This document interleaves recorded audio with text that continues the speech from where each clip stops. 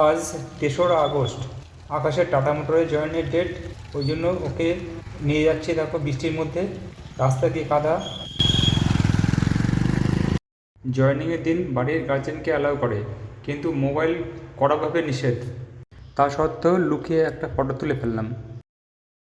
Joining করে আকাশ ফিরছে, আমি লুকিয়ে এখান থেকে একটা ভিডিও ক্লিপ শ্যুট করে নিলাম।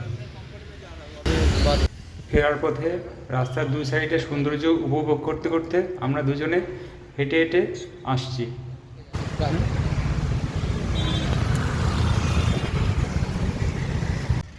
হাঁটতে হাঁটতে একটা অটো পেয়ে গেলাম, সেই জন্য অটোতে উঠে বসলাম আমাদের গন্তব্যস্থলে যাওয়ার জন্য।